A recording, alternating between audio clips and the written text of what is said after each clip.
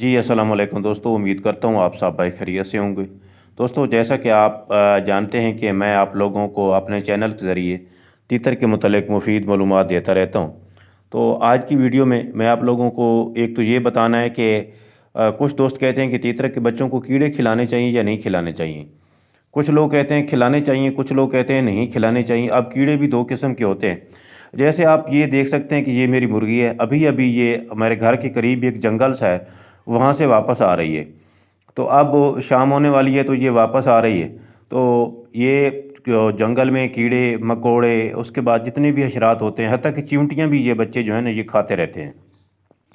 इसमें तिड़ियाँ भी शामिल हैं और उसके बाद मकोड़े जो होते हैं ये जंगली मकोड़े, तो ये खाते रहते हैं और इनकी ग्रोथ भी अच्छी खासी होती रहती है। और कुछ दोस्त ये एक दोस्त मुझे कह रहा था कि भाई मैं हमेशा से ही आपके ना मुर्गी के साथ एक ही साइज़ के बच्चे देखते रहता हूँ। भाई असल बात ये है कि मैं मुर्गी के साथ बच्चे लगा देता हूँ, पहले उनको एक आधा दिन ट्रेन करता हूँ।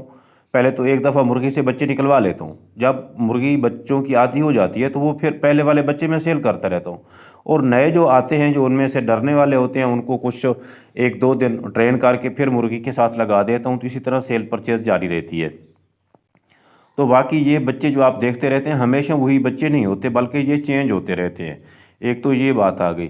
दूसरी बात ये है कि हम बात कर रहे हैं कीड़े मकोड़ों की, तो ये कीड़े मकोड़े जो हम मसनूई तरीके से तैयार करते हैं ना कीड़े, ये खल वाले या चोकर वाले, तो उनसे ये बहुत दर्जे बेहतर हैं। उसकी वजह ये है कि उनका साइड इफ़ेक्ट होता है क्योंकि वो गंदगी में पैदा होते हैं और उसके बाद जो है वो गर्म भी होते हैं, बहुत ज़्यादा गर्म होते हैं। तो इसलिए वो बाज़ दफ़ा जो है ना वो उनकी सेहत के लिए ना मुज़िर असरात छोड़ते हैं।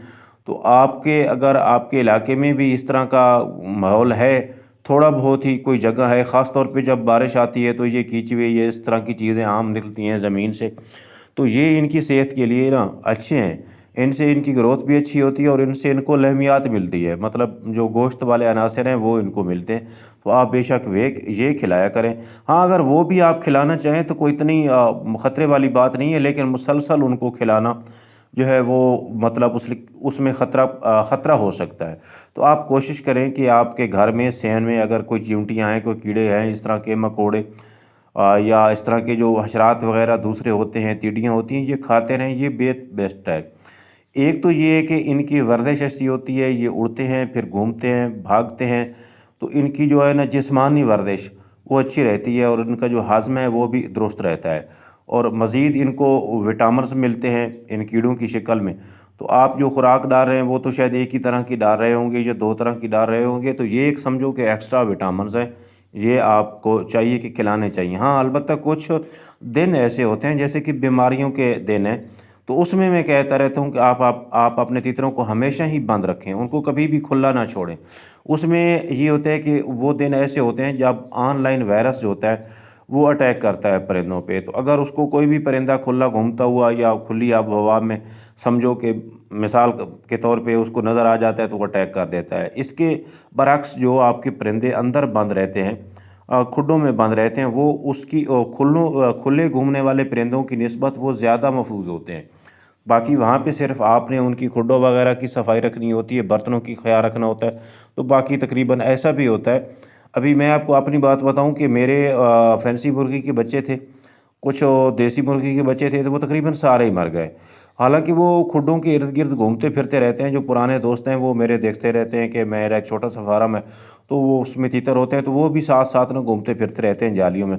लेकिन कोई इनका असर नहीं हुआ परिंदों पे। अल्हम्दुलिल्लाह जो मेरे परिंदे हैं वो तीतर तो बच गए, लेकिन जो दूसरे परिंदे थे मुर्गियाँ वगैरह, ख़ास तौर पे मुर्गियों के छोटे बच्चे वो मर गए।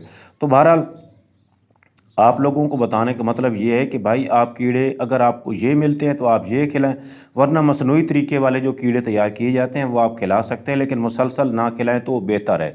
तो मिलेंगे अगली वीडियो में, उस वक्त तक के लिए अल्लाह हाफ़िज़।